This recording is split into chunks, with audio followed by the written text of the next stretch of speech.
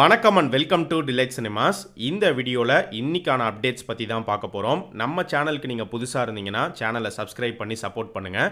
So இன்னைக்கான அப்டேட்ஸில் first நம்ம பார்க்க போகிற அப்டேட் எந்த படத்தை பற்றி அப்படின்னு பார்த்தீங்கன்னா, ஆக்டர் பிருத்திவிராஜ் எடுத்துக்கிட்டோம் அப்படின்னா இப்போ அவர் ஒரு படம் டைரக்ட் பண்ணிட்டு இருக்காரு. என்ன படம் அப்படின்னு பார்த்தீங்கன்னா, ஆக்டர் மோகன்லாலை வச்சு எம்புரான் அப்படிங்கிற ஒரு படம் எடுத்துட்டு இருக்காரு. எம்புரான் லூசிஃபர் படத்தோடைய சீக்வல். ஸோ லூசிஃபர் 2019 ரிலீஸ் ஆச்சு. தமிழ் டப்பிங்லையுமே அந்த டைமில் ரிலீஸ் பண்ணாங்க. எல்லாரும் பார்த்துருப்பீங்க அப்படின்னு நினைக்கிறேன். ஸோ லூசிஃபர் படத்தோடைய சீக்வல் எம்புரானுக்கான ஷூட்டிங் இப்போ பயங்கர பரபரப்பாக போயிட்டு இருக்கு.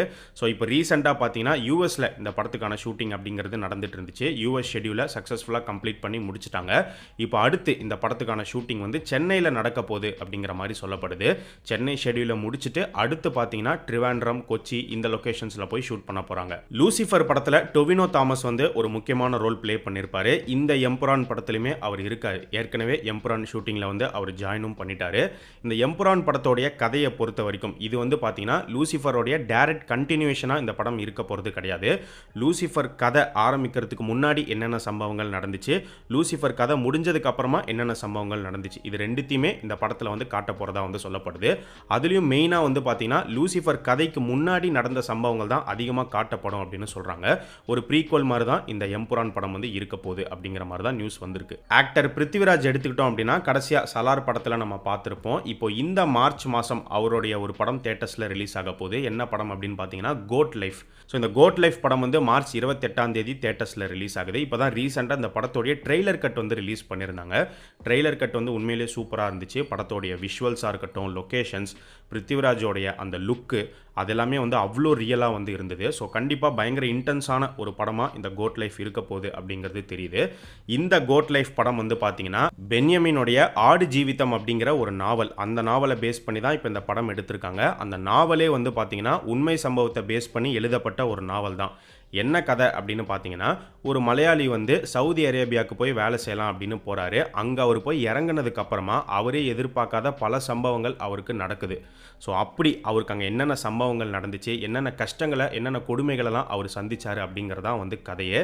இந்த கோட் லைஃப் படத்துக்கு நம்ம ஏஆர் ரஹ்மான் அவர் தான் மியூசிக் பண்ணியிருக்காரு. அண்ட் இந்த படமும் மலையாளம் இண்டஸ்ட்ரியிலேருந்து இன்னொரு தரமான படமாக இந்த மாதம் இருக்கும் அப்படிங்கிற மாதிரி எதிர்பார்க்கலாம். இப்போ ஏற்கனவே பார்த்தீங்கன்னா மஞ்சுமெல் பாய்ஸ் தான் இப்போ தமிழ்நாட்டில் பயங்கரமாக போயிட்டுருக்கு. மலையாளம் சினிமா இப்போ பீக்கில் இருக்குது. Back to back blockbusters கொடுத்துக்கிட்டே வராங்க.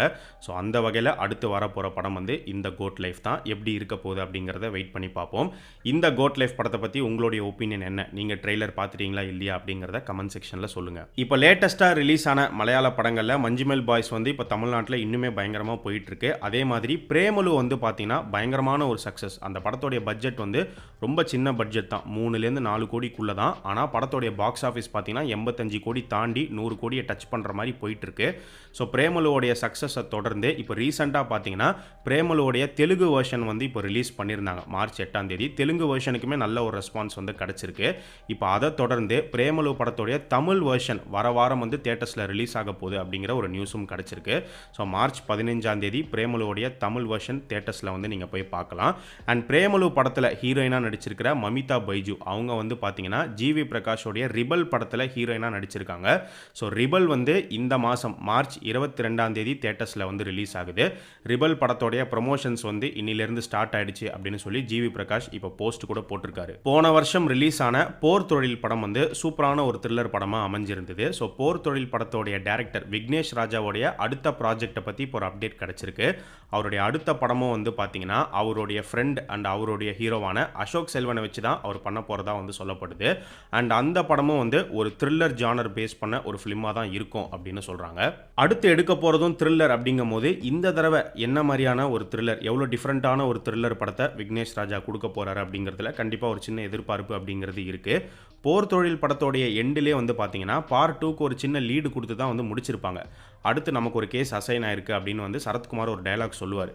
ஸோ போர் தொழில் 2 எடுத்தால் கூட நல்லா தான் இருக்கும். பட் ஆனால் வந்து டேரக்டர் என்ன பிளான் வச்சிருக்காரு அப்படிங்கிறது தெரியல.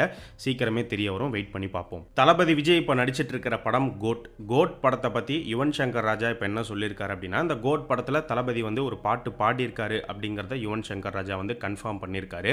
பட் இந்த ஒரு விஷயம் எல்லாருக்குமே தெரிஞ்ச ஒன்று தான். கண்டிப்பாக ஒரு பாட்டு விஜய் பாடிடுவார் அப்படிங்கிறது நமக்கு தெரியும். அதை அஃபிஷியலாக யுவன் சங்கர் ராஜாவே வந்து கன்ஃபார்ம் பண்ணியிருக்காரு. ஸோ யுவன் சங்கர் ராஜாவுடைய இசையில் தளபதி விஜய் பாடியிருக்கிற அந்த பாட்டு எப்படிப்பட்ட ஒரு பாட்டாக இருக்க போகுது அப்படிங்கிறதுல கண்டிப்பாக ஃபேன்ஸ் மத்தியில் ஒரு பெரிய எதிர்பார்ப்பே வந்து இருக்குது. பட் அதுக்கெலாம் இன்னும் டைம் இருக்குது அப்படின்னு நினைக்கிறேன். அந்த பாட்டெல்லாம் ரிலீஸ் பண்ணுறதுக்கு இன்னும் ஒரு சில மாதங்கள் ஆகும்.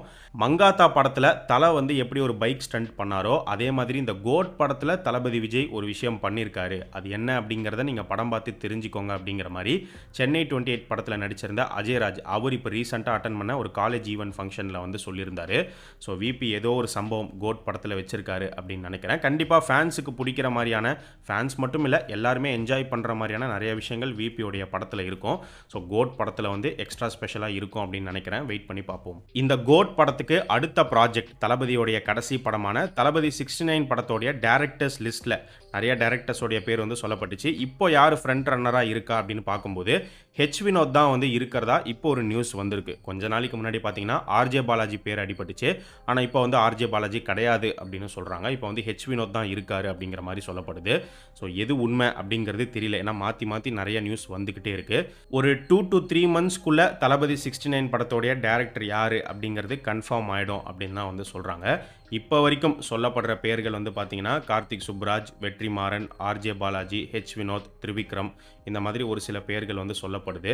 அதில் இப்போ வந்து ஹெச் வினோத் தான் ஃப்ரண்ட் ரன்னராக இருக்காரு அப்படிங்கிற மாதிரி ஒரு நியூஸ் கிடச்சிருக்கு. ஸோ உங்களுக்கு தளபதி 69 ப்ராஜெக்டை எந்த டேரக்டர் டைரக்ட் பண்ணால் நல்லாயிருக்கும் அப்படிங்கிறத கமெண்ட் செக்ஷனில் சொல்லுங்கள். ஆக்டர் கார்த்தியோடைய லைனப்ஸில் இப்போ புதுசாக ஒரு டேரக்டர் ஆட் ஆயிருக்காரு. அவர் யார் அப்படின்னு பார்த்தீங்கன்னா வேறு யாரும் கிடையாது, டேரக்டர் மாரி செல்வராஜ் தான். ஸோ மாரி செல்வராஜ் வந்து இப்போ துருவ் விக்ரமை வச்சு ஒரு படம் பண்ணுறாரு. இந்த ப்ராஜெக்டை முடிச்சுட்டு வந்ததுக்கப்புறமா அடுத்து ஆக்டர் கார்த்தி வச்சு தான் ஒரு படம் பண்ண போகிறாரு. கார்த்தியை வச்சு படம் பண்ணி முடிச்சதுக்கப்புறமா தான் ஆக்டர் தனுஷ் வச்சு அவர் பண்ண போகிறதா முன்னாடியே அனௌன்ஸ் பண்ண அந்த ப்ராஜெக்ட் வந்து ஸ்டார்ட் பண்ண போகிறதா சொல்லப்படுது. ஏற்கனவே பிரின்ஸ் பிக்சர்ஸோடைய தயாரிப்பில் இப்போ கார்த்தி வந்து பார்த்தீங்கன்னா சர்தார் 2ல வந்து நடிச்சிட்டு இருக்காரு. ஸோ சர்தார் 2 ஷூட்டிங் வந்து ஸ்டார்ட் பண்ணி போயிட்டு இருக்காங்க. அது இல்லாமல் மாரி செல்வராஜோடைய ப்ராஜெக்ட்டுமே பிரின்ஸ் பிக்சர்ஸ் தான் வந்து தயாரிக்கிறாங்க. அண்ட் ஏற்கனவே நம்ம ஒரு அப்டேட் வந்து சொல்லியிருந்தோம். டானாகாரன் படத்தோடைய டேரக்டர் தமிழ் அவருமே வந்து கார்த்தியோடைய லைனப்ஸில் வந்து இருக்காரு.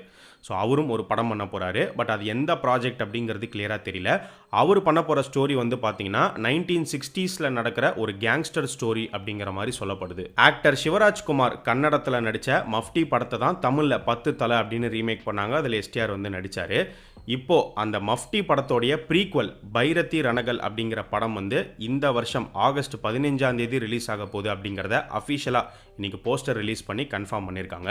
ஸோ கன்னடத்தில் இந்த மஃப்டி படம் நல்லாவே போச்சு. ஆனால் 10 தலை தமிழில் வந்து பார்த்தீங்கன்னா அந்தளவுக்கு வந்து சரியாக போகலை. ஸோ மஃப்டி படத்தில் சிவராஜ்குமாரோடைய கேரக்டர் பேர் தான் வந்து பைரதி ரணகல்.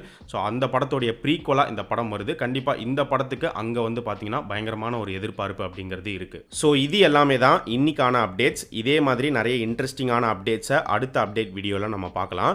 நம்ம சேனலுக்கு நீங்கள் புதுசாக இருந்தீங்கன்னா சேனலை சப்ஸ்கிரைப் பண்ணி சப்போர்ட் பண்ணுங்கள். அண்ட் நம்ம டிலைட் சினிமாஸ் சேனலோடைய சோஷியல் மீடியா பேஜஸ்க்கான லிங்க் வந்து பார்த்தீங்கன்னா டிஸ்கிரிப்ஷனில் கீழே கொடுத்துருக்கோம். இன்னும் ஃபாலோ பண்ணாதவங்க மிஸ் பண்ணாமல் போய் ஃபாலோ பண்ணுங்கள்.